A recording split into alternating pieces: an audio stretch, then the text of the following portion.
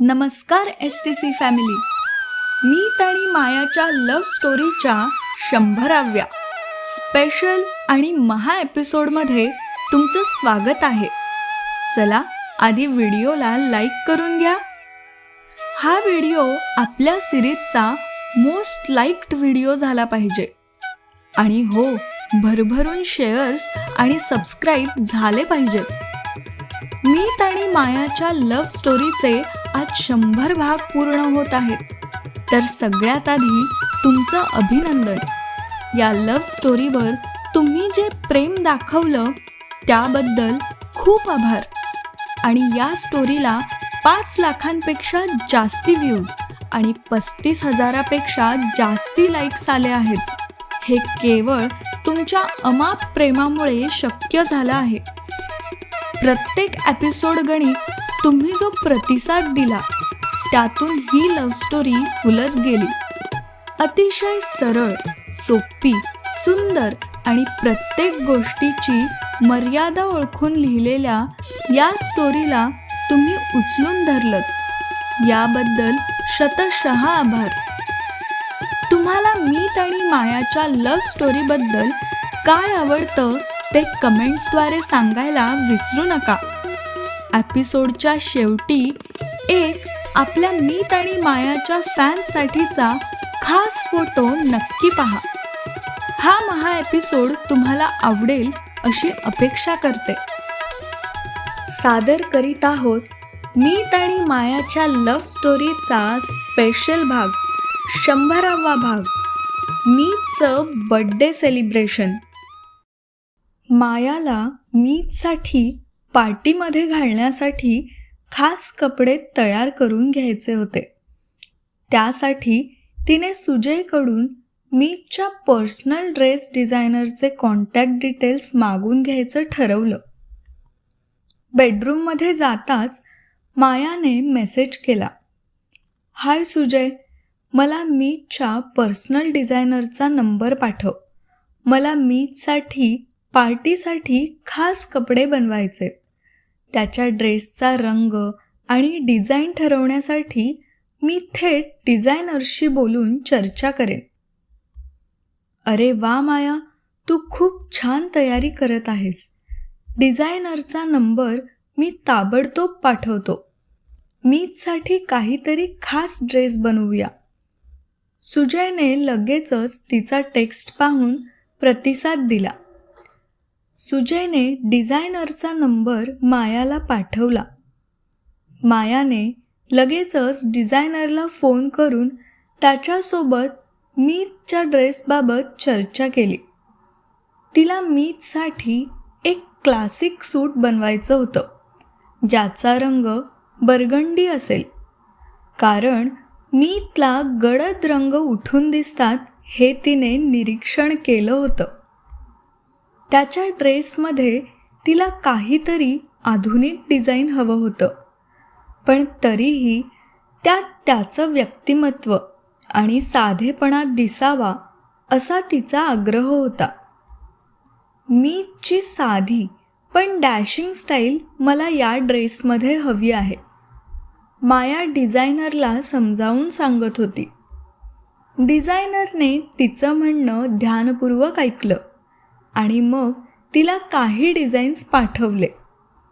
मायाने त्यातून सर्वात आवडता डिझाईन निवडला आणि ड्रेस तयार करण्याचं फायनल केलं. सगळ्या तयारीमध्ये माया खूप आनंदी आणि उत्साही होती. तिचं एकच ध्येय होतं, मीतचा वाढदिवस अविस्मरणीय बनवणं आणि त्याच्यावरचं तिचं प्रेम व्यक्त करणं. माया रात्री बेडवर झोपलेली असताना तिने मोबाईल हातात घेतला आणि मीत बर्थडे प्लॅन ग्रुप उघडला. पार्टी प्लॅनिंग लीशा आणि अंकिता, मीतच्या मीटिंग कॅन्सल्स करणे सुजय, मीतचा ड्रेस माया, बर्थडे केक माया, रिटर्न गिफ्ट्स भूमिका आणि लीशा. मायाने मेसेज टाईप केला आणि ग्रुपवर सेंड केला. कुणी कुठलं काम करावं याची तिने योग्य प्रकारे वाटणी केली होती. मायाचा प्लॅन यशस्वी करण्यासाठी सर्वजण तिच्यासोबत उभे राहणार होते. मीतच्या बर्थडेसाठी ती खूप जास्ती उत्साही होती. आणखी काय काय करता येईल याचा विचार करत ती झोपी गेली. सकाळ झाली. मीत आणि तिने वर्कआउट केला. ब्रेकफास्ट बनवण्यासाठी माया जेव्हा किचनमध्ये आली तेव्हा तिने रोझीला तिच्या उद्याच्या प्लान्सबद्दल सांगितलं. रोझी, मीतची ही बर्थडे पार्टी आपल्या गार्डनमध्ये करावं असं मला वाटतं. तुझं काय म्हणणं आहे? मायाने विचारलं. चांगली आयडिया आहे, पण यंग मास्टर त्यांचा बर्थडे सेलिब्रेट करत नाहीत, माहिती आहे ना तुम्हाला? कचरतच रोझीने मायाला विचारलं. मायाच्या चेहऱ्यावरच्या उत्साहावर तिला पाणी फेरायचं नव्हतं. पण ठीक आहे, तुम्ही बर्थडे सेलिब्रेट करत आहात तर ते देखील आनंदाने प्रतिसाद देतील असं मला वाटतं. माया काही उत्तर देण्याआधीच रोझी म्हणाली. हो रोझी, मी सुद्धा सगळ्या गोष्टी सांभाळूनच करत आहे. बघूयात. असं म्हणतात, चांगल्या हेतूने केलेलं सगळं काही चांगलंच होतं. माया बोलली आणि तिने रोझीला आश्वासन दिलं. डेकोरेशन आणि पार्टीची अरेंजमेंट इव्हेंट प्लॅनर्स करतील. लिशा आज दुपारी किंवा संध्याकाळी त्यांना घेऊन येईल. त्यांना पाहिजे ती मदत कर, मायाने रोझीला सांगितलं. रोझीने होकारार्थी मान हलवली. आणि हो, मीतसाठी मी केक बनवणार आहे. शेफला सांगून बेसिक तयारी करून ठेव. ऑफिसवरून आले की मी संध्याकाळी केक बनवेन, माया बोलली. नक्की, मला खूप आनंद झाला हे ऐकून. मीतसाठी खास केक तुम्ही स्वतः बनवणार हे खूपच सुंदर आहे. संध्याकाळपर्यंत सगळं तयार असेल, तुम्ही निश्चिंत राहा, रोझी आनंदाने म्हणाली. आणि हो, तुम्हाला पार्टीसाठी ज्या काही गोष्टी लागणार आहेत त्या गोष्टी जशा आठवतील तशा मला मेसेज करत राहा, मी अरेंज करेन, रोझी पुढे बोलली. रोझीला माया करत असलेले प्रयत्न बघून खूप आनंद झाला. नेहमीप्रमाणे सगळ्यांनी एकत्र नाश्ता केला आणि मीत ऑफिसला गेला. कधी नाही ते आज माया मीत कधी एकदा ऑफिसला जातोय याची वाटच पाहत होती. कारण तो ऑफिसला गेला की तिला तिच्या पुढच्या गोष्टी करता येणार होत्या.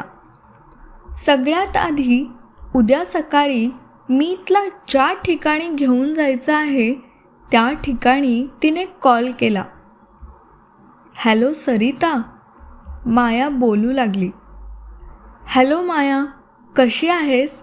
बऱ्याच दिवसांनंतर कॉल केलास.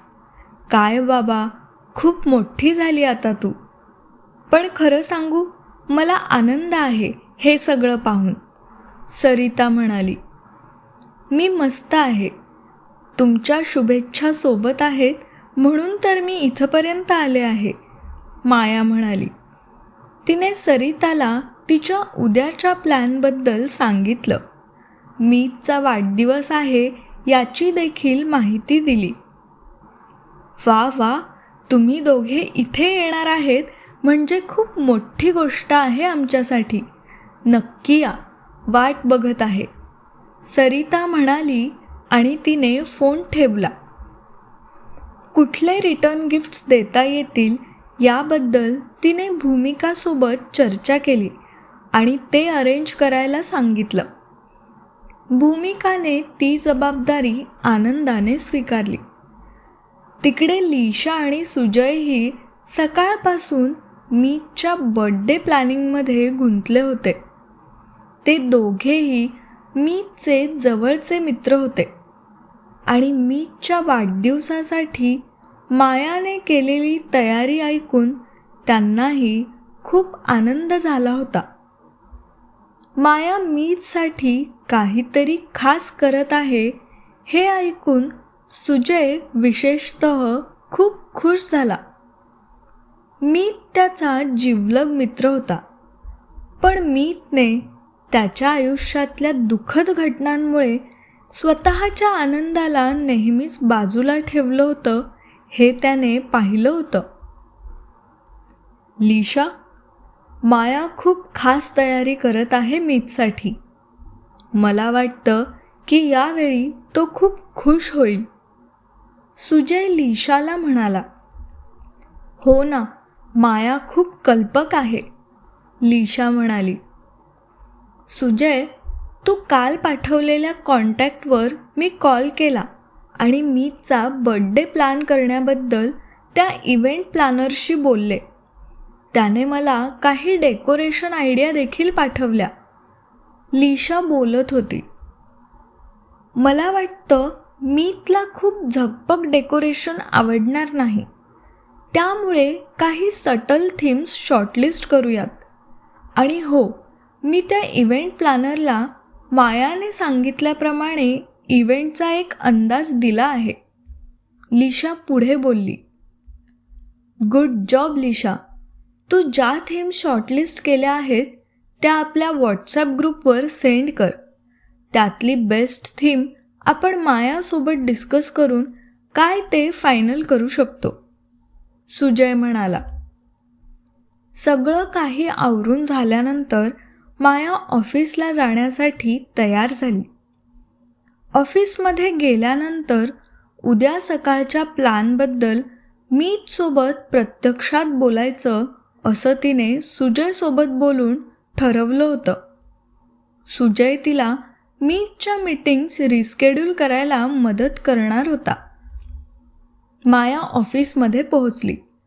मीतसोबत उद्या सकाळच्या प्लॅनबद्दल बोलायची तिची वेळ जसं जसं जवळ येत होती तसं तिचं मन थोडं घाबरत होतं.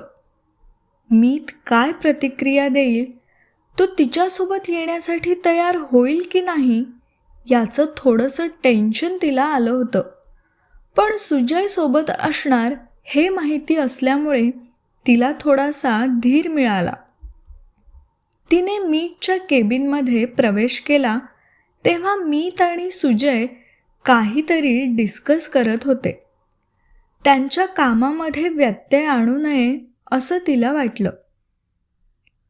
मी नंतर येऊ का? तुम्ही काही महत्त्वाचं बोलत आहात असं दिसतंय. मीतच्या केबिनच्या दरवाजाला तिने एक हलका ठोका दिला आणि विचारलं.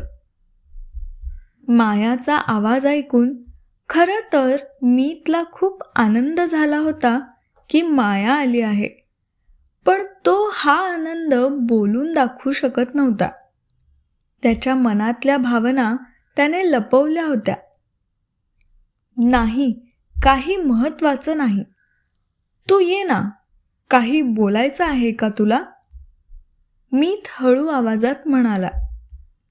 मायाला त्याच्या आवाजातील कोमलता जाणवली आणि तिने एक छोटा श्वास घेतला आणि केबिनमध्ये आली. माझ्या एका खूप जवळच्या मैत्रिणीचा मला फोन आला होता, माया बोलू लागली. उद्या तिच्या स्टोअरचं उद्घाटन आहे आणि तिने मला आणि तुला प्रमुख पाहुणे म्हणून आमंत्रित केलं आहे. मायाने एका दमात हे वाक्य बोलून टाकलं. माया मीतसोबत खोटं बोलली. उद्या नेमकं काय करायचं आहे हे तिने त्याला खरं न सांगता काहीतरी दुसरंच कारण सांगितलं. खरं तर मायानेच स्वतः उद्या ती आणि मीत येणार आहे म्हणून सांगितलं होतं. काहीही करून तिच्यासोबत बाहेर येण्यासाठी मीतचा होकार मिळवायचा आणि त्याला उद्या मोठं सरप्राईज द्यायचं हे तिने जणू मनात ठरवलंच होतं. मला आणि गेस्ट म्हणून बोलवलं आहे. मीतने आश्चर्यचकित होऊन विचारलं. हो, तुलाच. तुझ्या प्रतिष्ठेमुळे मीत.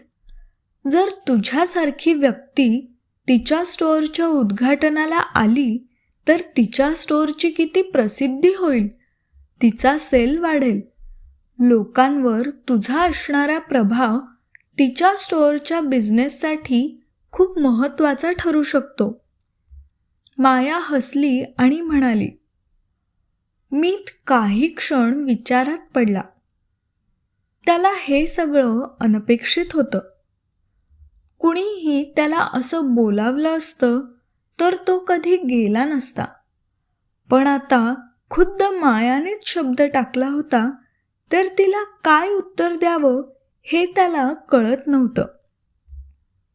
पण माया योग्य म्हणत होती. त्याच्या उपस्थितीमुळे तिच्या मैत्रिणीच्या स्टोअरला खूप मदत मिळू शकेल. एकदम बरोबर बोललीस बघ माया.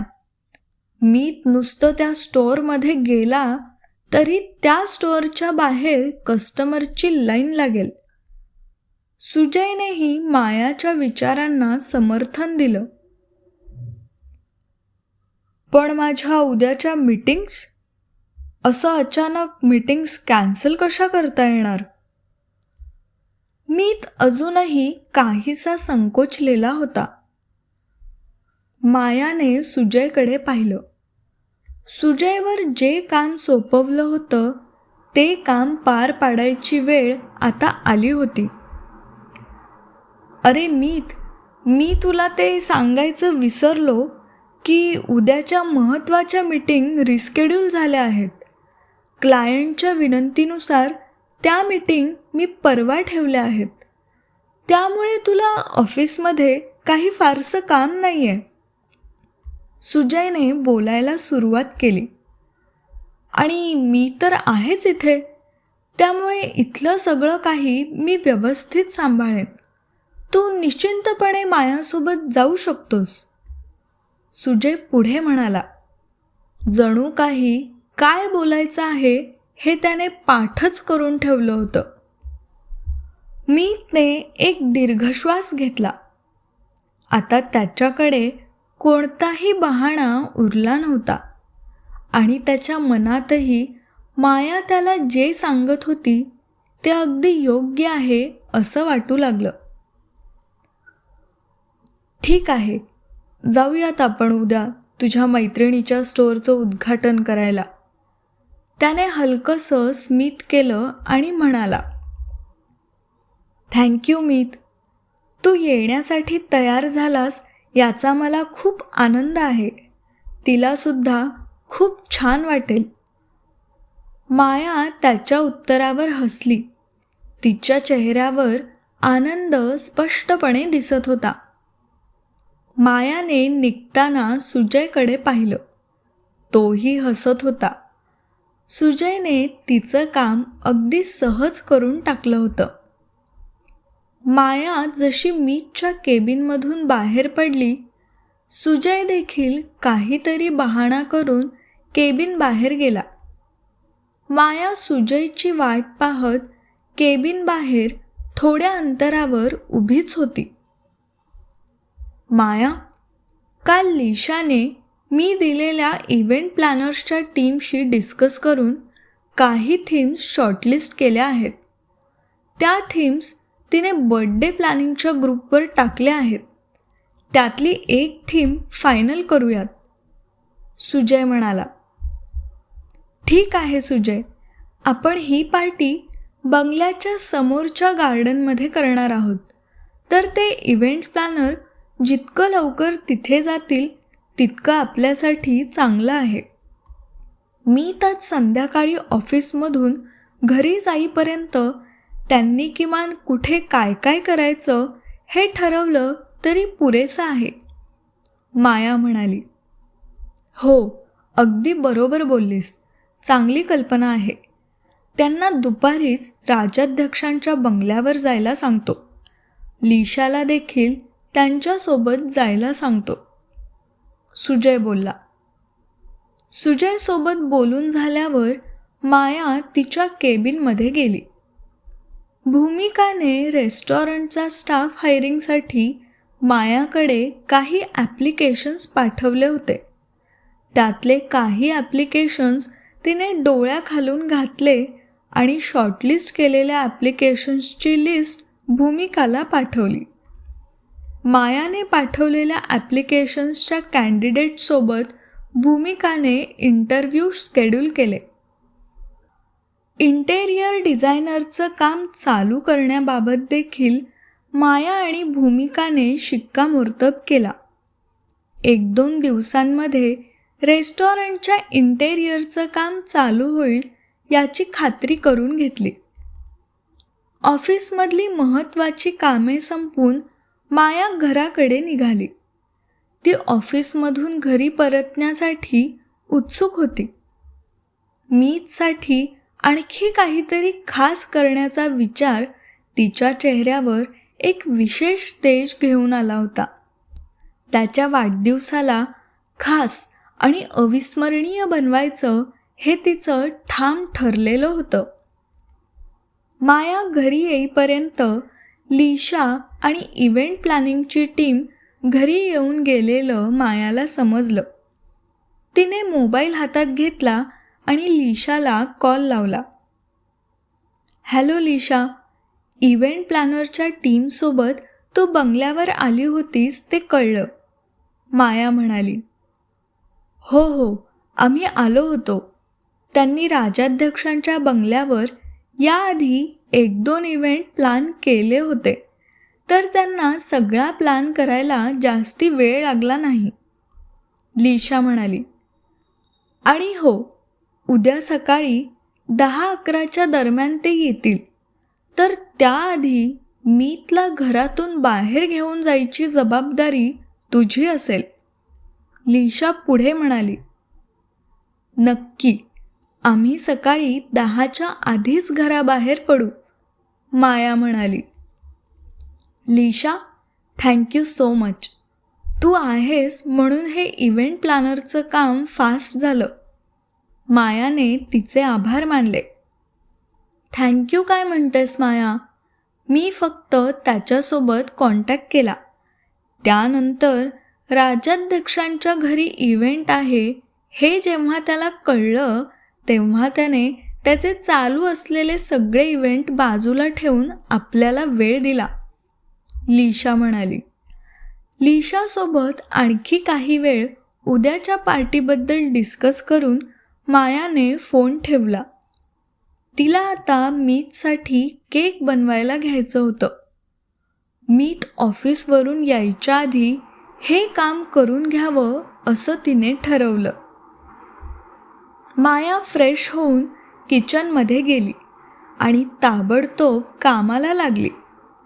रोझीने सगळं साहित्य व्यवस्थित गोळा करून ठेवलं होतं. मैदा, साखर, बटर, दूध, अंडी आणि केक सजवण्यासाठी आवडती चॉकलेट्स आणि फळं. केकसाठीची सगळी तयारी झाली आहे. तुम्ही यंग मास्टरसाठी केक बनवणार हे ऐकून मला खूप छान वाटतं आहे. ते खरंच खूप भाग्यवान आहेत, रोझी मायाचं कौतुक करत म्हणाली. खरं सांगायचं तर मीच भाग्यवान आहे की मला असं काही करण्याची संधी मिळते आहे, मायाने हसत उत्तर दिलं. मायाने केकचं मिश्रण बनवायला सुरुवात केली. रोझी आणि शेफ देखील तिच्या मदतीला होते. ती नेहमीच ध्यानपूर्वक आणि प्रेमाने काम करायची आणि आजही तिने केक बनवताना तिचं सगळं लक्ष त्यात घातलं. केक तयार होताना मीतच्या विचारांनी तिच्या मनात हलका रोमॅन्टिक स्पर्श आला. केकचं मिश्रण तयार झालं आणि तिने तो ओव्हनमध्ये ठेवला. केक बेक होत असताना माया हळूहळू मीतबद्दलच्या विचारात गुरफटत गेली. मीतमुळे कशा प्रकारे तिचं संपूर्ण आयुष्य बदलून गेलं, कशा प्रकारे माया साध्या मुलीची लाईफस्टाईल इंडस्ट्रीजची ब्रँड ॲम्बेसेडर झाली हा सगळा प्रवास तिच्या डोळ्यासमोरून जात होता. मीतच्या वाढदिवसानिमित्ताने ती जे जे काही करत होती ते तो डिझर्व करत होता असं तिला वाटलं. केक बनवून झाल्यानंतर रोझीने घरातल्या स्टाफची मीटिंग बोलावली आणि मायाला देखील मीटिंगसाठी इन्व्हाइट केलं. उद्या यंग मास्टरचा बर्थडे आहे. त्यानिमित्ताने बंगल्यात आणि गार्डनमध्ये त्याची तयारी चालू असेल. तर ही सगळी तयारी यंग मास्टरला दिसणार नाही आणि त्यांच्या नजरेआड राहील याची सगळ्यांनी खात्री करायची आहे. रोझी स्टाफला उद्देशून बोलत होती. तुम्ही सगळ्यांनी फक्त नॉर्मल वागायचं आणि चुकूनही यंग मास्टरला या सरप्राईजबद्दल कळू द्यायचं नाही, रोझी पुढे म्हणाली. आणि हो, कुणीही त्यांना बर्थडे विश करायचं नाही. आपण संध्याकाळी जी पार्टी करणार आहोत त्यामध्ये तुम्ही तुमच्या शुभेच्छा देऊ शकता, माया स्मित करत बोलली. सगळ्या स्टाफने होकारार्थी माना हलवल्या. मीत घरी येण्यापूर्वी भूमिका, आजोबा आणि माया लिव्हिंग रूममध्ये बसले होते.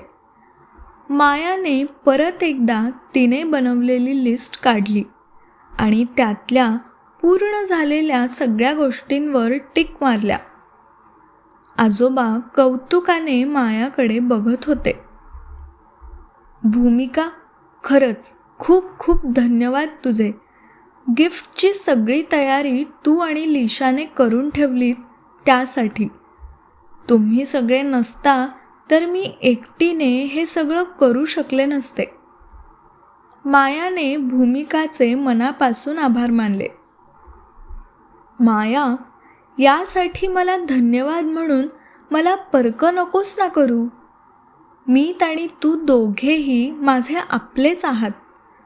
तू इतक्या मनापासून एवढं सगळं करत आहेस माझ्या भावासाठी, त्याच्या आनंदासाठी. मी तुला थोडी बहुत मदत तर करूच शकते ना, भूमिका म्हणाली. सगळ्यांनी मिळून मिसळून काम केल्याचा आनंदच निराळा. तुम्हा सगळ्यांना मीतच्या वाढदिवसासाठीची तयारी करताना पाहून मलाच उत्साही आणि प्रसन्न वाटतंय, आजोबा म्हणाले. आणि माया बेटा, खूप छान तयारी केली आहे तू सगळी. आणि विशेष म्हणजे सगळ्यांना एकत्र घेऊन किती कमी वेळेत अगदी सुयोग्य रीतीने सगळं सांभाळलं आहेस. आणि तुझ्या प्लॅनिंग स्किलचं खरंच कौतुक वाटतंय मला. मी खूप खुश आहे आज. आजोबांनी मायाबद्दलचं त्यांचं कौतुक व्यक्त केलं. थँक्यू दादू. नशिबाने इतके चांगले लोक आयुष्यात आलेत, त्यामुळेच सगळं शक्य झालं.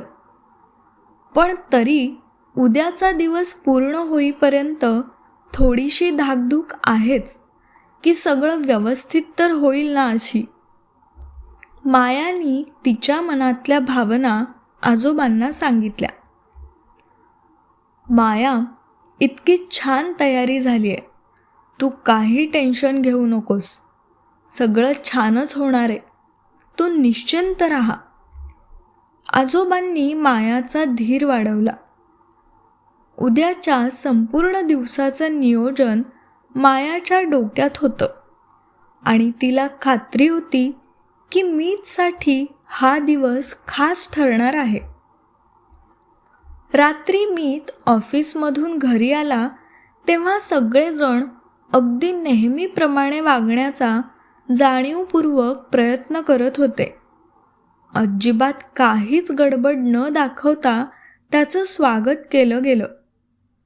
मीतला आजूबाजूच्या शांत वातावरणात काही विशेष वाटलं नाही. पण त्याच्या मनात एक क्षणभर विचार आला की उद्या त्याचा वाढदिवस आहे हे कुणाच्या लक्षात आहे की नाही. विशेषतः मायाला माहिती असेल का की उद्या माझा वाढदिवस आहे. पण तो काही बोलला नाही, फक्त शांतपणे घरात शिरला. मीत, तू आधी फ्रेश होऊन ये, आपण एकत्र जेवण करू, माया त्याला म्हणाली. मीतने मान हलवली आणि बेडरूममध्ये गेला.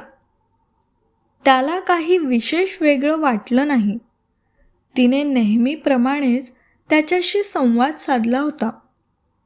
त्यामुळे त्याला हा दिवसही इतर दिवसांसारखाच वाटत होता. पण आतल्या आत त्याच्या मनात एक अस्वस्थता होती.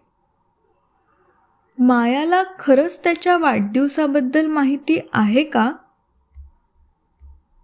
मीत फ्रेश होऊन खाली आला तेव्हा सगळेजण जेवणासाठी टेबलावर जमले होते. आजोबा, भूमिका आणि माया त्याची वाट पाहत होते. मीत आल्यानंतर सगळ्यांनी मिळून मिसळून हसत खेळत गप्पा मारत जेवण केलं. अचानक आजोबांनी मीतला बोलतं केलं. अरे मीत, तुझ्या मायाबरोबरच्या फोटोशूटची खूप चर्चा चालू आहे. तुम्ही दोघं खूपच छान दिसत होतात. एकदम रॉयल जोडपं. आजोबा कौतुकाने म्हणाले. हे ऐकून मीत थोडासा लाजला.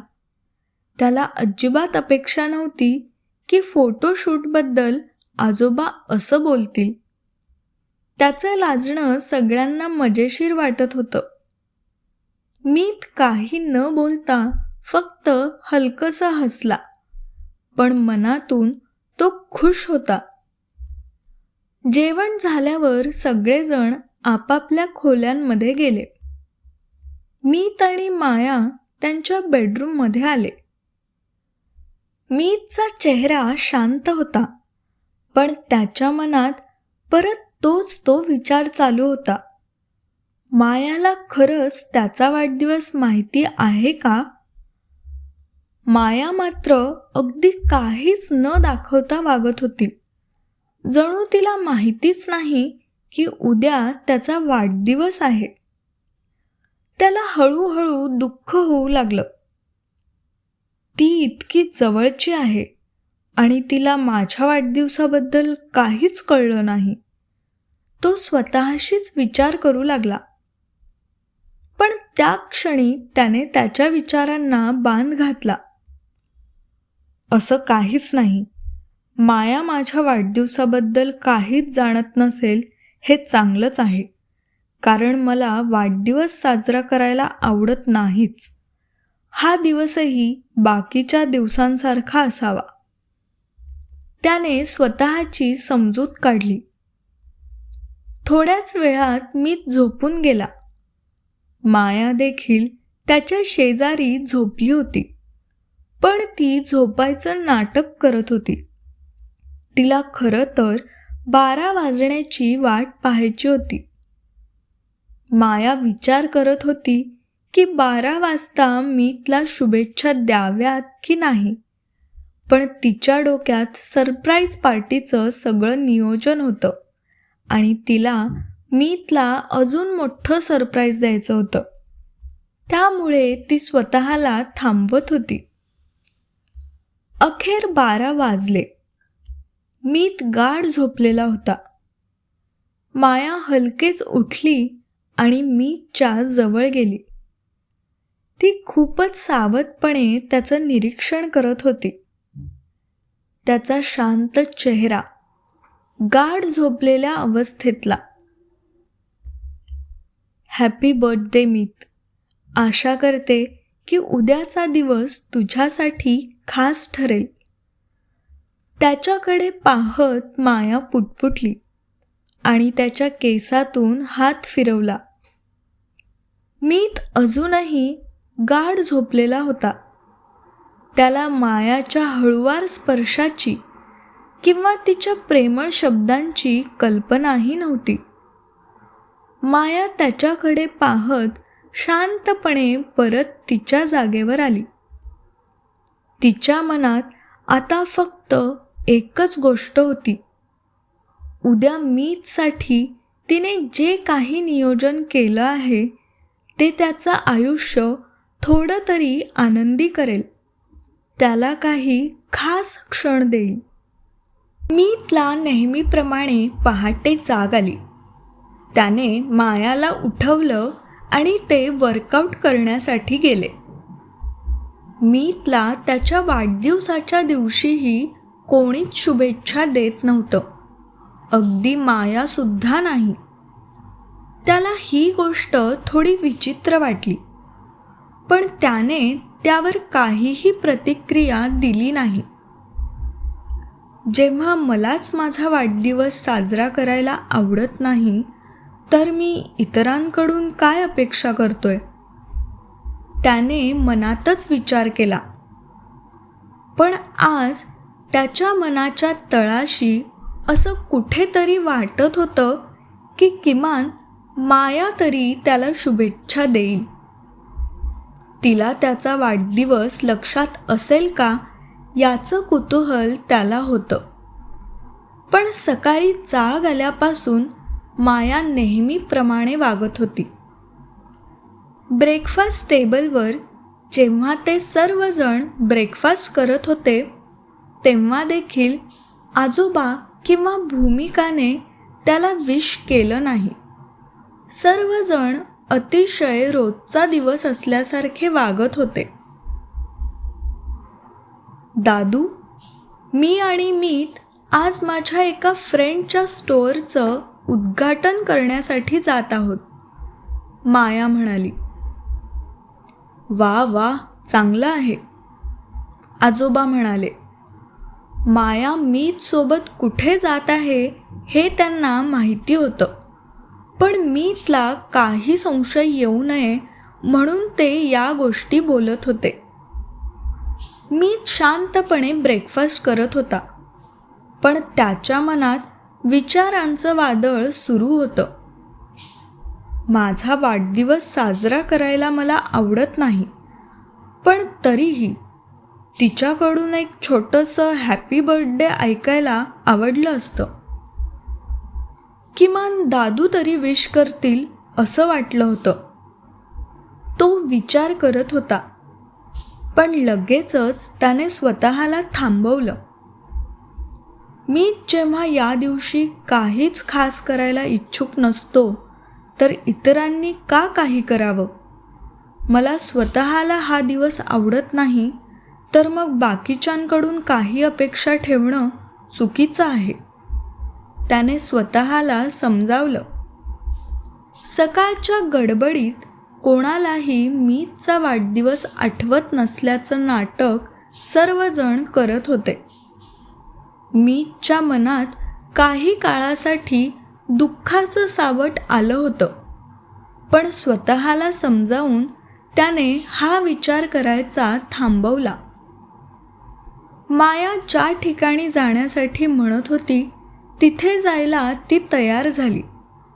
मीत देखील तयार झाला. तिच्या उद्घाटनाचा कार्यक्रम संपला की मी ऑफिसला जाईन. बंगल्याच्या एंट्रन्समधून बाहेर पडत मीत म्हणाला. मायाने फक्त स्मितहास्य करत मान हलवून होकार दिला. मीत जसा विचार करत आहे तसं आता काही होणार नाहीये याची तिला कल्पना होती. मायाने कुठे जायचं आहे हे ड्रायव्हरला आधीच सांगून ठेवलं होतं. मीत, आपण काही मिनिटात तिथे पोहोचू, माया म्हणाली. मीत त्याच्या मोबाईलमध्ये काहीतरी पाहत बसला होता. कार जसं जसं डेस्टिनेशनच्या जवळ पोहोचू लागली तसं तसं मायाच्या हृदयाचे ठोके वाढू लागले. मीत, एक गोष्ट सांगायची आहे, तू फक्त चिडू नकोस, माया कचरतच म्हणाली. बोल ना, काही प्रॉब्लेम आहे का? आता असं नको म्हणूस की तुझ्या फ्रेंडने तो प्रोग्राम कॅन्सल केला आहे. माझं इतकं महत्त्वाचं काम सोडून मी आलो आहे, मीत गंभीरपणे म्हणाला. मीतला आता हळूहळू राग येत होता. एकतर सकाळपासून त्याला कुणी बर्थडे विश केलं नव्हतं आणि आता मायासुद्धा चिडू नकोस असं म्हणत होती. म्हणजे नक्कीच काहीतरी चिडण्यासारखं आहे असं त्याला वाटलं. मीत, आज माझ्या कुठल्याही फ्रेंडच्या स्टोअरचं उद्घाटन नाही आहे, माया म्हणाली. आता मात्र मीतला राग आला. माया त्याला खोटं का बोलली असेल असं त्याच्या मनात डोकावून गेलं. तो तिला काहीतरी बोलणार इतक्यात माया बोलायला लागली. मीत, चिडू नकोस. आपण आता त्या ठिकाणी जात आहोत जिथे माझं जवळपास सगळं आयुष्य गेलं, ज्या ठिकाणी मला आयुष्य कसं जगायला पाहिजे ते शिकवलं गेलं, ज्या ठिकाणी राहून मला समजलं की नाती ही आयुष्यात किती महत्त्वाची असतात, माया म्हणाली. त्यांची कार एका मोठ्या कमानीतून आतमध्ये आली. कमानीच्या आतून मध्ये गेल्यावर मीतला मोठी पाटी दिसली. प्रेम सदन अनाथालय. मी जिथे लहानाची मोठी झाले त्या ठिकाणी आपण आलो आहोत. माझं घर, माझं माहेर, प्रेम सदन अनाथालय, माया म्हणाली. तिचं मन गहिवरून आलं. मीत अचानक स्तब्ध झाला. त्याला येत असलेला राग क्षणार्धात विरघळला. इतक्यात कुठली तरी भारी कार आतमध्ये आलेलं पाहून त्या अनाथ आश्रमामधले मुलं मुली धावत त्यांच्या कारजवळ आले. कार थांबल्यानंतर त्या मुलांच्या पाठोपाठ तिथल्या केअरटेकर सरिता देखील कारजवळ आल्या. मीतला काहीतरी बोलायचं होतं, पण कारच्या बाहेर इतकी गर्दी जमली आहे हे पाहून मायाने कारचा दरवाजा उघडला आणि खाली उतरली. सरिताने मायाला पुष्पगुच्छ देऊन तिचं स्वागत केलं. मीत देखील मायाच्या पाठोपाठ कारमधून खाली उतरला. त्याचं देखील सरिताने पुष्पगुच्छ देऊन स्वागत केलं आणि कारजवळ आलेल्या मुलांना परत खेळायला जायला सांगितलं. वेलकम माया आणि मीत सर, सरिता म्हणाली. मीत या प्रेम सदनच्या केअरटेकर आहेत, सरिता. मायाने त्यांची ओळख करून दिली. मीत अजूनही शॉकमध्येच होता. काय बोलावं, कसं रिॲक्ट करावं हे त्याला कळत नव्हतं. हॅलो, मीत फक्त इतकंच बोलू शकला. चला आपण ऑफिस रूममध्ये बसूयात, सरिता म्हणाली. तिघे ऑफिस रूमकडे जायला निघाले. मीत तिथल्या शांत वातावरणाकडे लक्ष देत होता. मुलं खेळत होती, काही अभ्यास करत होती, तर काही जण आपापल्या गोष्टीत गुंतलेले होते. सगळीकडे एका प्रकारचा आनंद आणि समाधान जाणवत होतं. जरी ती मुलं कष्टप्रद आयुष्य जगत असली तरीही. मीत पहिल्यांदाच इतक्या जवळून अशा परिस्थितीत जगणाऱ्या मुलांना पाहत होता. अनाथ आश्रमाच्या ऑफिस बाहेर एक मुलगा काहीतरी करत असलेलं मायाला दिसलं. मायाने मीतला त्या मुलाकडे नेलं. त्याने आपल्या हाताने बनवलेल्या वस्तू मीत आणि मायाला दाखवल्या. त्या लहान मुलाच्या चेहऱ्यावर एक चमक होती. जणू काही जग जिंकल्याचं समाधान त्याच्या चेहऱ्यावर होतं. मी त्या मुलाशी बोलताना थोडा अस्वस्थ झाला. त्याला त्याचं बालपण आणि त्याच्या आयुष्यातील दुःख आठवलं. त्याने इतक्या वर्षांपासून आपल्या मनातल्या भावना कायम दाबून ठेवल्या होत्या, कारण त्याच्या आयुष्यातून आई-वडील निघून गेल्यानंतर तो कधीच पूर्णपणे सावरला नव्हता. त्याला वाटायचं की आता हे आयुष्याचं दुःख कायमचं आहे आणि आता त्याचा आनंदाशी काहीच संबंध नाही. तिघे आश्रमाच्या ऑफिसमध्ये गेले. सरिता दोघांसाठी चहा पाण्याची व्यवस्था करायला गेली. माया मीतच्या शेजारच्या खुर्चीवर बसली होती. मीत, आयुष्य कितीही कठीण असलं तरी त्यातल्या छोट्या गोष्टींमधून आनंद शोधणं महत्त्वाचं आहे. मी इथेच शिकले आहे की प्रत्येक क्षणाचं महत्त्व असतं आणि त्याला साजरं करणं गरजेचं आहे. मीतच्या डोळ्यातल्या भावनेचं एक वेगळं रूप दिसायला लागलं. त्याला हळूहळू मायाच्या शब्दांचा अर्थ समजायला लागला. त्या मुलांचं हसणं, त्यांचं खेळणं आणि छोट्या छोट्या गोष्टींमधून त्यांना मिळणारं समाधान पाहून मीतला एक मोठा धक्का बसला होता.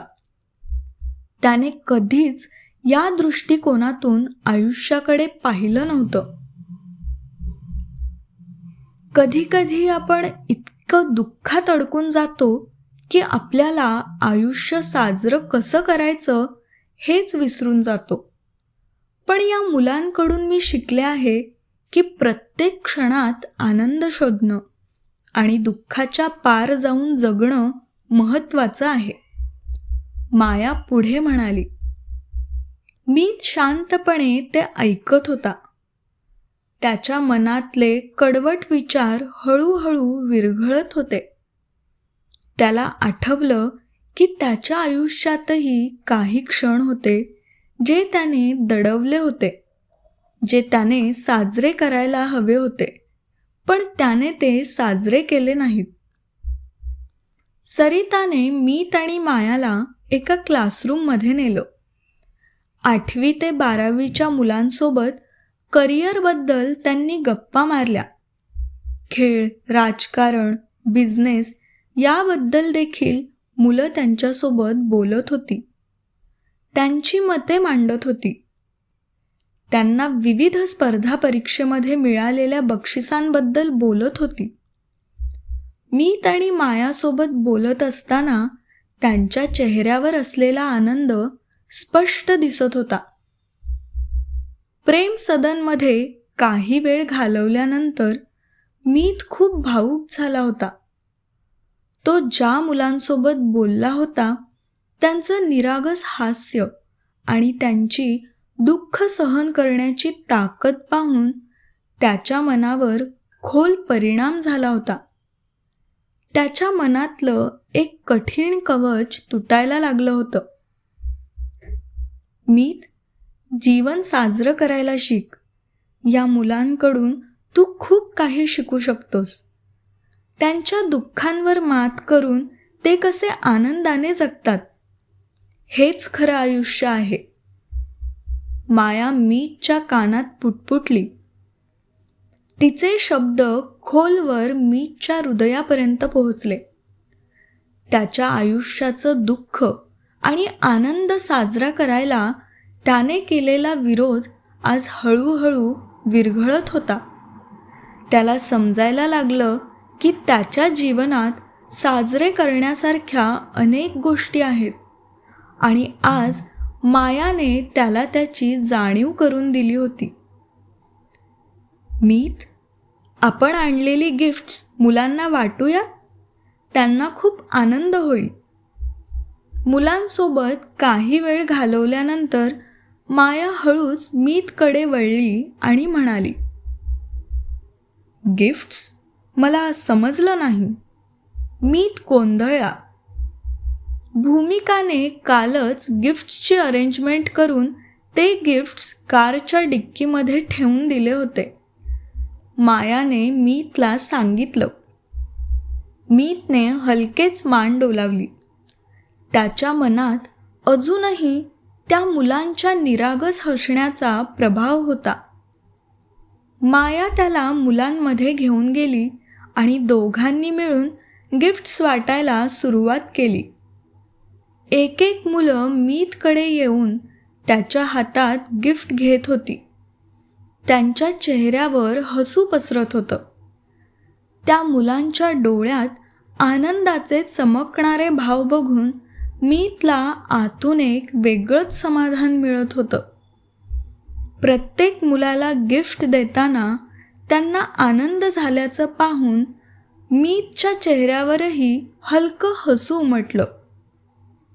तो एक असा क्षण होता जिथं त्याच्या मनातली दुःख हळूहळू पुसली जात होती. त्याला कळलं की हाच खरा आनंद आहे, इतरांच्या आनंदातून मिळणारं समाधान. गिफ्ट्स देऊन झाल्यावर माया हळूच मुलांमध्ये गायब झाली आणि काही वेळाने परत येताना तिच्या हातात एक मोठा केक होता. तिने तो केक मुलांच्या मदतीने सजवला होता आणि मीतला गुपचूप सरप्राईज दिलं होतं. मुलं उत्साहाने तिच्या मागे मागे येत होती. मायाने केक मीतच्या समोर ठेवला आणि मुलं एकत्र येऊन जोरात ओरडली, हॅपी बर्थडे मीत दादा. मीत स्तब्ध झाला. त्याच्या चेहऱ्यावर आश्चर्य आणि भावनांचा एकत्रित परिणाम उमटला होता. त्याला आज पहिल्यांदाच जाणवलं की माया त्याच्यासाठी किती खास काहीतरी करत आहे. हॅपी बर्थडे मीत. माया त्याच्या डोळ्यात बघून म्हणाली. काही क्षणांसाठी मीतची ही नजर मायाच्या डोळ्यात अडकली होती. मीतला हे पूर्णपणे अनपेक्षित होतं. तो तिथल्या सगळ्यांच्या समोर उभा राहिला. समोर केक पाहून त्याच्या मनात खूप जुन्या आठवणी जागृत झाल्या. त्याने खूप वर्षांपूर्वी त्याच्या आई वडिलांसोबत शेवटचा वाढदिवस साजरा केला होता. त्यानंतर वाढदिवसाचं महत्त्व त्याच्यासाठी कमी झालं होतं. पण आज तो पुन्हा त्याच क्षणात उभा होता. मीतच्या डोळ्यात नकळत पाणी आलं. त्याने हळुवारपणे केक कापायला सुरुवात केली. मुलं जोरात हसत होती, टाळ्या वाजवत होती आणि सगळीकडे आनंदाची लहर पसरली होती. मीतसाठी हा क्षण खूप खास होता. तो इतक्या वर्षांनी पुन्हा एकदा आपल्या वाढदिवसाचा केक कापत होता आणि त्याच्या मनातल्या सर्व जुन्या दुःखांवर जणू काही पांघरूण घालत होता. केक कापून झाल्यावर मायाने त्याला केकचा घास भरवला आणि मीतने मायाला घास भरवला. मीतच्या डोळ्यातली भावुकता मायाने हळूच ओळखली. हे सगळं तुझ्यासाठीच आहे मीत. आयुष्य साजरं करायला शिक, ती हसून म्हणाली. मीतने तिचे शब्द मनात साठवले. मायाचं हसणं पाहून त्याला खरंच हलकं वाटलं. त्या क्षणी त्याला जाणवलं की आयुष्यभर ज्या गोष्टींपासून तो पळत होता त्या गोष्टींमधूनही आनंद मिळू शकतो. मुलांच्या त्या लहान लहान गोष्टींमध्ये आणि मायाच्या प्रेमळ प्रयत्नात त्याला आयुष्याचं खरं सौंदर्य दिसलं. त्या दिवशी मीतने फक्त वाढदिवस साजरा केला नाही, तर त्याने आयुष्याला नवीन दृष्टिकोनातून पाहायला शिकलं.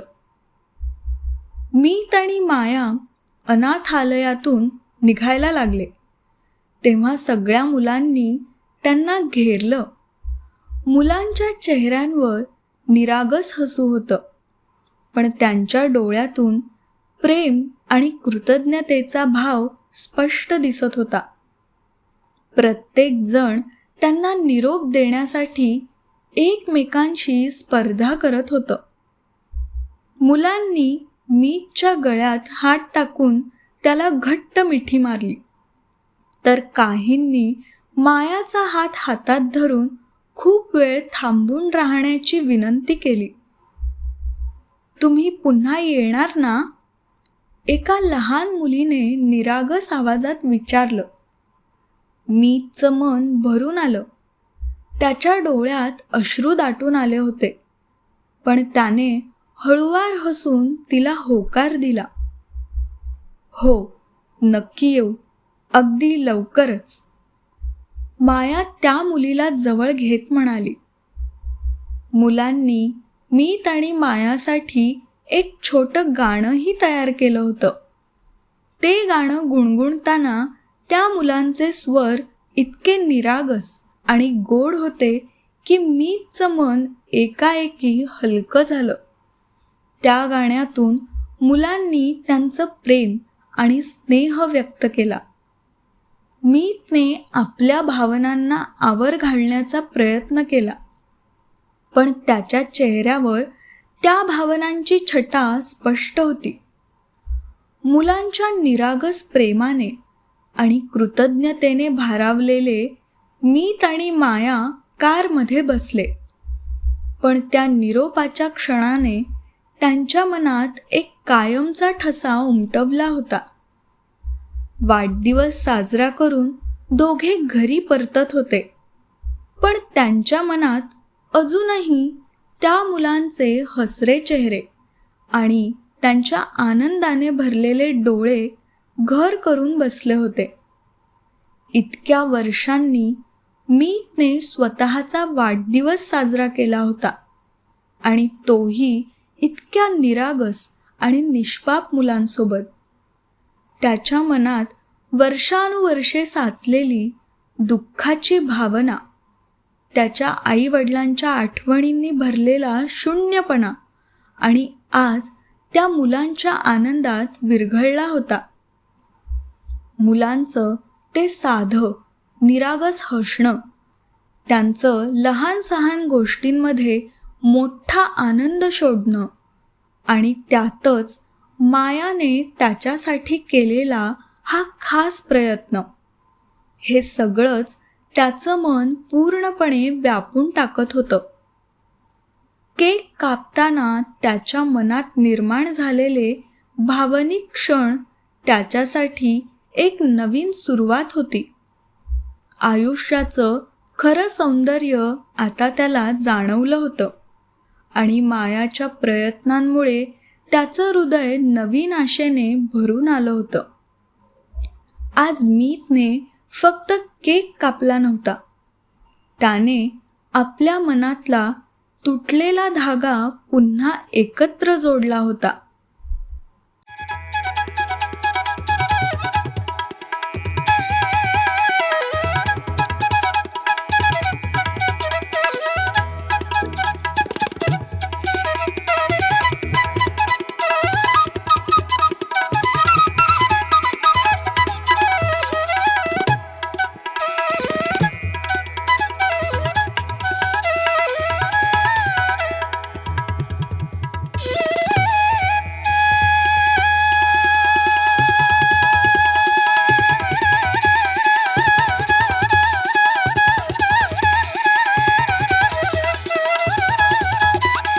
ही गोष्ट तुम्हाला कशी वाटली ते आम्हाला कमेंटद्वारे अवश्य कळवा. गोष्ट आवडली असेल तर लाईक आणि शेअर जरूर करा, आणि पुढील भाग ऐकण्यासाठी आमचं चॅनल स्टोरी टेलर्स कंपनीला नक्की सबस्क्राईब करा आणि बेल आयकॉन प्रेस करा.